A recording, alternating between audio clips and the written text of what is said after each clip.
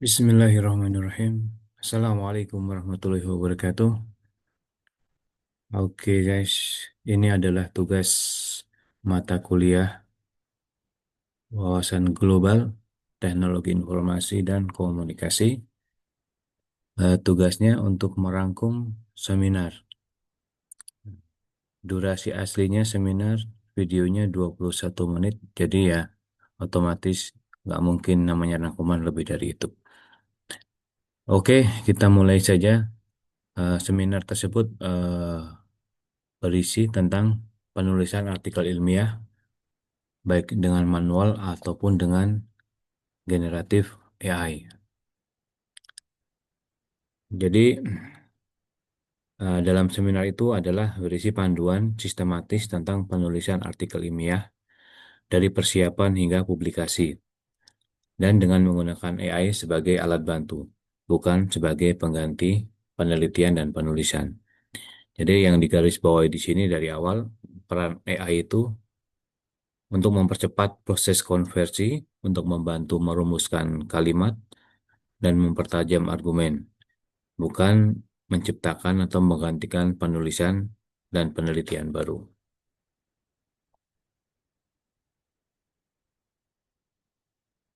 Next, jadi alur penelitian dan penulisan dalam seminar tersebut dijabarkan.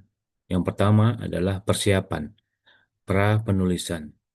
Di sini kita menentukan topik dan mencari celah penelitian, knowledge gap. Di celah mana penelitian itu bisa kita lakukan. Kemudian melakukan studi literatur dan verifikasi. Dan berikutnya adalah membuat mind map dan menyusun metode usulan. Kemudian berikutnya adalah inti dari penelitian, yaitu melakukan pengujian empiris, analisis data, dan visualisasi hasil. Jadi pada tahap ini, data dan inti penelitian sudah harus tersedia.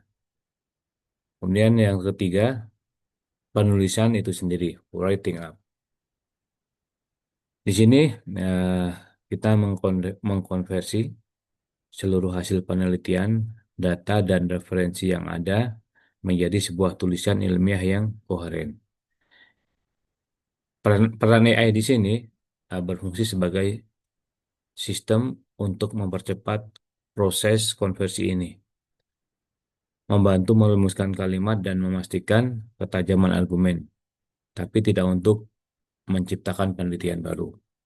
Kemudian yang keempat adalah pasca penulisan. Proses review dan revisi. Jadi revisi adalah bagian yang wajar dari siklus penulisan ilmiah untuk menyempurnakan artikel. Next, struktur utama artikel ilmiah. Artikel ilmiah yang baik harus memiliki koherensi, keterkaitan logis antar bagian, dan kohesi, kepaduan antar kalimat. Yang pertama adalah judul. Di sini ada 7. Pertama judul, jadi menyesuaikan isi dan fokus penelitian. Judul ini fleksibel, dapat direvisi setelah artikel selesai. Kemudian yang kedua abstrak, ringkasan intisari seluruh artikel, mencakup latar belakang, metode, hasil, diskusi, dan juga kesimpulan. Kemudian yang ketiga, pendahuluan. Di sini dibahas latar belakang secara umum, kemudian spesifik, dan knowledge gap. Jadi meruncing dari secara umum, kemudian spesifik, dan gap yang bisa dibuat untuk penelitian itu. Kemudian yang keempat adalah metode. Di sini menjelaskan proses penelitian secara sistematis dan rinci dari input, kemudian proses, dan juga output dari data-data penelitian tersebut, termasuk diagram atau formulasi matematis jika ada. Ditulis dengan jelas agar penelitian dapat direplikasi oleh peneliti lain. Jadi untuk bahan referensi, bukan untuk bahan di plagiat. Kemudian hasil. Memaparkan temuan penelitian secara deskriptif dan analitis, termasuk uji signifikan data. Di sini fokus pada penyajian data dan hasil eksperimen. Kemudian yang keenam, diskusi. Interpretasi mendalam terhadap hasil, membandingkan temuan dengan baseline dan penelitian terbaru, state of the art, menjelaskan kelebihan, kekurangan, dan implikasi dari penelitian itu sendiri. Kemudian yang terakhir, ketujuh adalah kesimpulan. Jadi di sini dibahas pernyataan ulang topik dan pertanyaan penelitian yang sudah terjawab, serta ringkasan poin-poin penting dan kontribusi penelitian. Jadi harus padat, jelas, dan menjawab rumusan masalah di pendahuluan atau di bab-bab sebelumnya. Kemudian di sini dibahas prinsip penulisan yang efektif. Yang pertama, bahasa, lugas, dan jelas. Kalimat tidak bertele-tele, fokus pada poin utama. Struktur paragraf terdiri dari kalimat utama dan kalimat pendukung. Kemudian berikutnya penggunaan referensi. Referensi diintegrasikan secara sistematis untuk memperkuat argumen, bukan sekadar tempelan. Kemudian yang berikutnya visualisasi. Gambar dan diagram memperjelas proses kompleks, terutama di bagian metode. Di sini mencerminkan penguasaan penulis di bidangnya. Kemudian yang berikutnya metode dan metode yang detail.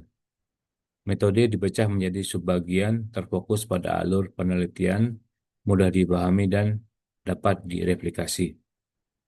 Di sini penggunaan AI sangat membantu sekali. Jadi kita sudah punya data dasarnya. Misalnya untuk bahasa, kadang-kadang kita pakai AI untuk menyempurnakan bahasa, grammar ataupun sebagainya. Nah, referensi akan lebih mudah ketika AI digunakan untuk mencari referensi. Visualisasi, generate misalnya mengenerate diagram ataupun yang lainnya, itu AI akan sangat membantu.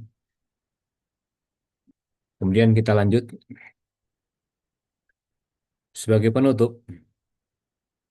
Dalam penulisan artikel ilmiah sebagai fondasi tetap pada penulis. AI hanya sebagai alat bantu.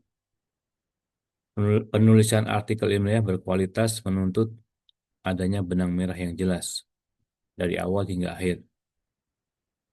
Generatif AI ampuh untuk efisiensi, namun fondasi utama tetaplah si penulis. Oke, demikian rangkuman dari seminar tentang penulisan artikel ilmiah dengan bantuan AI. Sekian, terima kasih. Assalamualaikum warahmatullahi wabarakatuh.